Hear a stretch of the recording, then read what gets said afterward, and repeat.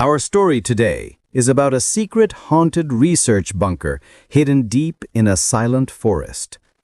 Strange experiments were done there, and something was left behind. This is Mistrava X. Subscribe and stay with us for real-based stories of fear and mystery. The story begins when three friends, Jack, Ryan, and Emily, went hiking far from the town. They loved exploring new places, but that day they found something no one should ever find. The forest was quiet. No birds, no wind. Even their own footsteps sounded like whispers on the dead leaves. They walked until they found a giant area of ground covered with thick branches, metal pieces, and dust. Something big was buried there. Ryan kicked the metal and said, "It is a door, maybe an old war shelter." They removed the branches, and a huge bunker door appeared, covered with warning signs. "No entry. Government property. Stay away." Jack laughed and said, "Rules are made to break." He turned the wheel lock. The door opened with a long, deep sound. A cold breath of darkness came from the underground. The air smelled like chemicals and old death. A long stairway went down. The light above faded slowly as they walked deeper. Jack used his flashlight. Their shadows stretched across the walls like they were alive. Inside the bunker, the walls were scratched, as if someone tried to escape long ago.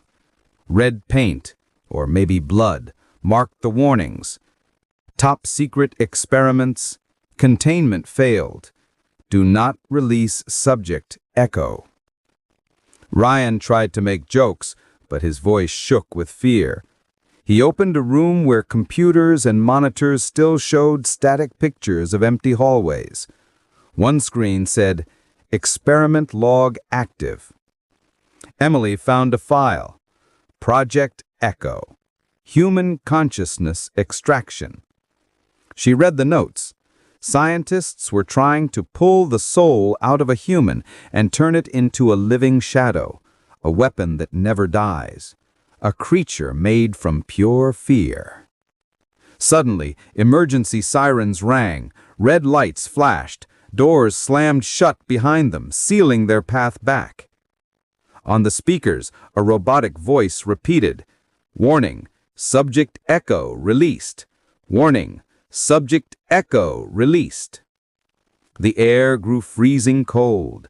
Their breath turned white. A whisper echoed around them, not from one direction, but from everywhere. Emily saw movement at the end of the corridor, a tall shadow with glowing eyes. But when Jack pointed the light, it disappeared. Ryan said, "It is just an illusion," but his hands trembled. They continued walking, trying to find another exit. Then they heard crying, a soft voice like a child calling for help. They followed the sound into a dark lab. A small figure stood in the corner. Emily asked, "Are you okay?" The figure slowly turned. There was no face, only black emptiness. The shadow stretched into tall shape, and the bunker lights flickered violently. The creature spoke with a mix of voices together. "Thank you for opening my home." Ryan screamed and ran, but from behind a dark hand grabbed his neck. He was dragged into a vent. Metal screeched. His scream echoed, then vanished. Jack and Emily ran blindly through the corridors. The bunker changed like a maze. The same turns repeated again and again. On the walls, symbols glowed. Every heartbeat feeds the echo. Jack shouted, "We need to stay quiet." But their breathing was loud and fearful. The creature hunted fear. Behind them, the lights rushed one by one as something fast approached. They hid inside a glass chamber. Emily tried to control her tears. The monitor showed old tapes of prisoners crying, locked inside cages. A scientist voice recorded, "Echo separates the soul from the body. The body dies. The soul becomes the weapon." Suddenly, a monitor displayed live footage of Jack and Emily inside the chamber. Words appeared. "New subjects detected. Initiating extraction." The chamber door locked. Needles came from walls. Emily screamed and punched the glass.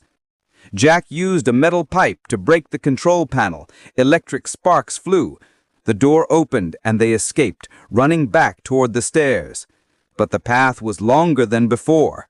The bunker kept shifting. The creature enjoyed their fear. It whispered behind their ears, "You came to see the darkness. Now you are part of it." Emily tripped. Jack helped her up. The shadow appeared in front of them, tall like a nightmare.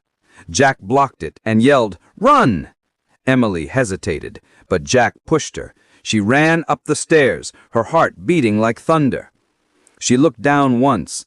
Jack was smiling, crying, and whispering, "Go!" before the shadow swallowed him whole.